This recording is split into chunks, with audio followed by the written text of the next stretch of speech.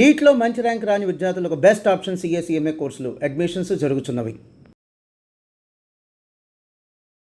వాగర్థావివ సంపృక్తౌ వాగర్థ ప్రతిపత్తయే జగతః పితరౌ వందే పార్వతీ పరమేశ్వరౌ. ఆదిత్యాయ చ సోమాయ మంగళాయ బుధాయ చ గురుశుక్ర శనిభ్యశ్చరాహవే కేతవే నమః. శృంగేరి జగద్గురు పీఠాధిపతులకి కంచి పీఠాధిపతులకి నమస్కారములు తెలియజేసుకుంటూ కార్యక్రమాన్ని ప్రారంభిద్దాం. వీక్షించేటువంటి ప్రేక్షకుల్లో చాలామంది గత కొన్ని నెలలుగా ఈ పక్ష ఫలాల గురించి మనం తెలియజేస్తున్నాం. రాశి ఫలాలు చాలామంది ఎంతోమంది ఆదరిస్తున్నారు.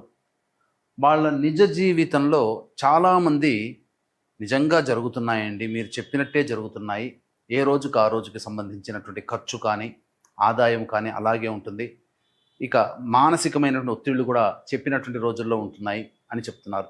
కానీ కొంతమంది మాకు ఇవేవి జరగట్లేవు ఎందుకని అని చెప్పి అడుగుతున్నారు. అయితే ఇక్కడ క్లారిటీ మీకు ఒకటి తెలియచేస్తాను. ముఖ్యంగా పేరును బట్టి కాకుండా జన్మ నక్షత్రము ఉండి జన్మ రాశి గనక ఉన్నటువంటి వాళ్ళు ఖచ్చితంగా ఆ రాశే చూసుకోవాలి.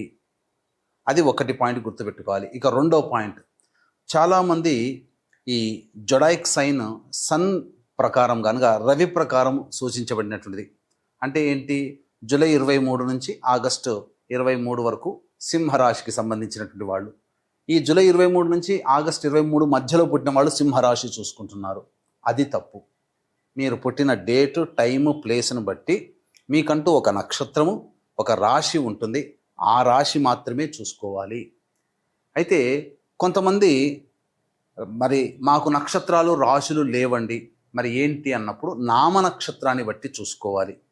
అయితే ఇక్కడ కూడా చాలామంది పొరబడుతున్నటువంటి విషయం ఏంటంటే, ఉదాహరణకి లక్ష్మి అనే అమ్మాయి ఉంది. ఆ అమ్మాయి చూచే చోళ కాబట్టి లక్ష్మి అని అంటే అశ్విని నక్షత్రంగా భావించుకొని మేషరాశిగా భావించుకొని మేషరాశి ఫలాలు చూస్తున్నారు. కానీ ఆ లక్ష్మి అనే అమ్మాయికి తెలుసు తాను కన్యారాశిలో పుట్టాను అని చెప్పి. కన్యారాశి చూడకుండా నామనక్షత్రమైనటువంటి అశ్విని నక్షత్రం సూచించే లక్ష్మి అనే పేరుని సూచించే మేషరాశిని చూసుకోవడం వల్ల ఆ అమ్మాయికి ఫలితాలు తారుమారవుతాయి.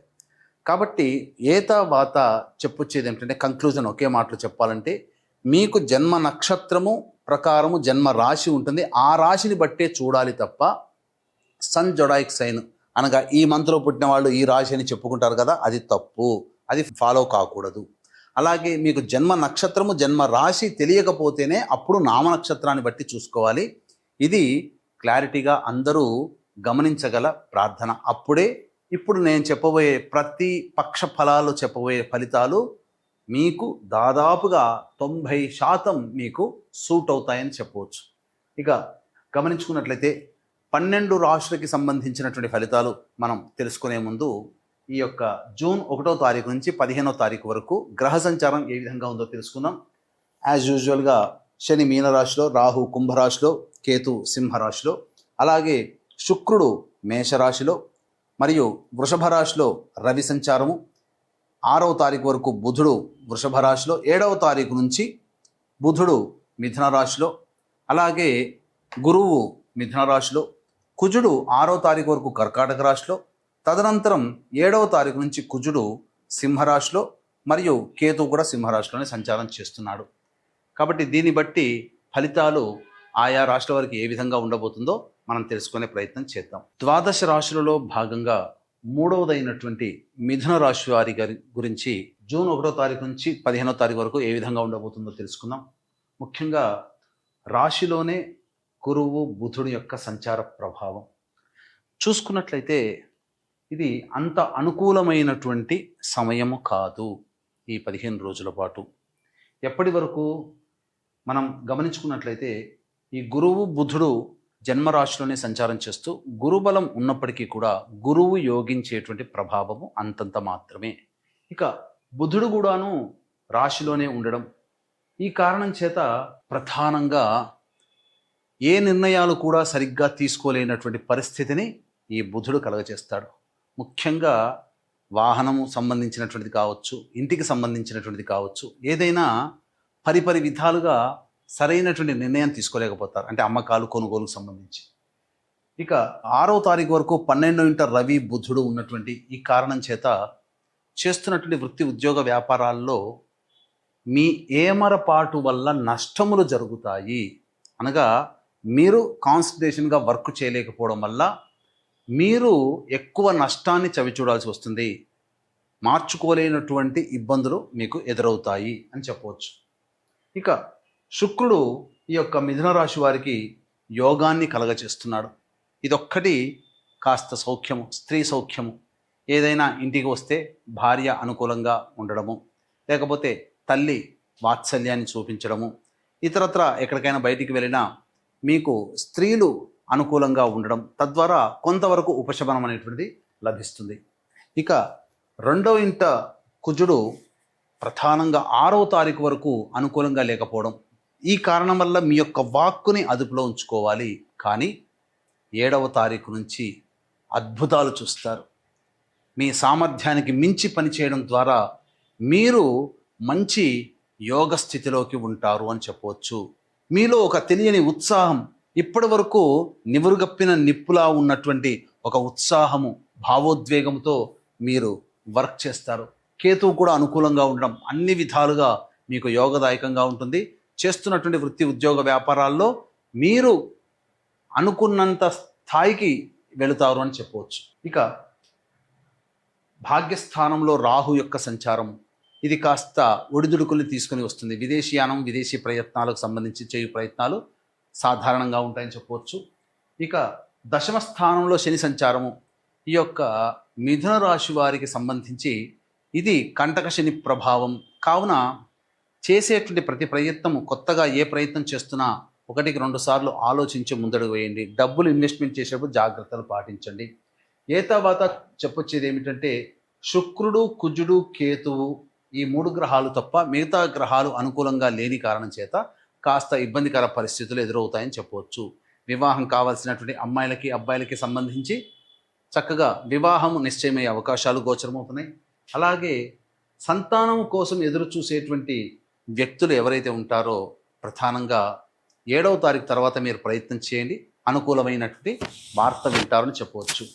ఇక ఈ రాశిలో జన్మించినటువంటి మహిళలకి గ్రహాలు అనుకూలంగా లేవు.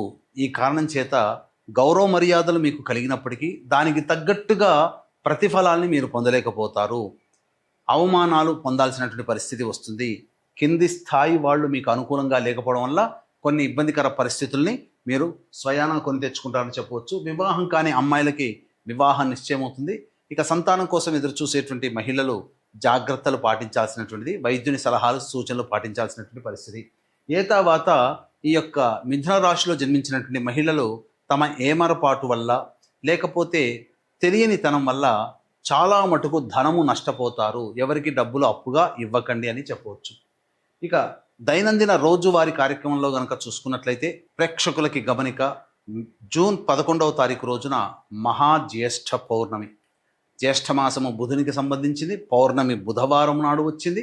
అలాగే జ్యేష్ఠ నక్షత్రము కూడా ఉన్నటువంటి రోజు. ఈ కారణం చేత ఈ రోజున ఏ పని తలపెట్టినా, ఏ దేవతానుగ్రహం కోసం చేసినా ఆ దేవతానుగ్రహం తప్పకుండా కలిగి తీరుతుంది.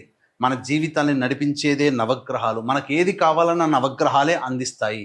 కావున ఇట్టి సంపూర్ణ నవగ్రహ శాంతి మీ జాతకరీత్యా సర్వదోష నివారణ పూజలు, హోమాలు అనేటువంటివి మీ గోత్రనామాలతో జరిపించి శక్తిపాతము చేయబడినటువంటి కరుంగలి మాలని మీకు అందివ్వడం జరుగుతుంది. అవకాశం ఉన్నటువంటి వాళ్ళు ఈ కార్యక్రమ తదనంతరం కాంటాక్ట్ చేసి 11వ తారీఖు ఉదయం 9 గంటలకు ప్రారంభమవుతుంది కాబట్టి ఉదయం 8 గంటల లోపల ఎప్పుడైనా కానీ మీ గోత్రనామాదులు వీలైతే ఈ లోపలనే మీరు నమోదు చేసుకొని మీరు ఈ కరుంగలి మాలని మీరు సొంతం చేసుకోవచ్చు.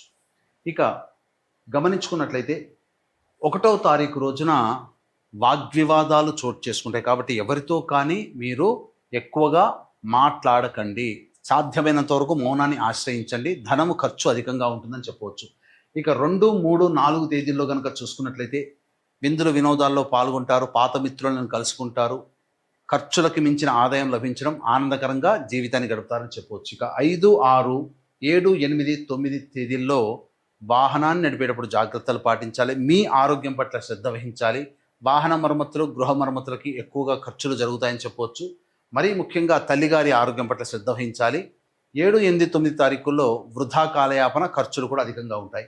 10, 11 మరియు 12, 13, 14 తేదీల్లో ఈ 5 రోజుల్లో మీకు ధనాదాయం చాలా చక్కగా ఉంటుంది. అందులో ఏమాత్రం సందేహం లేదు.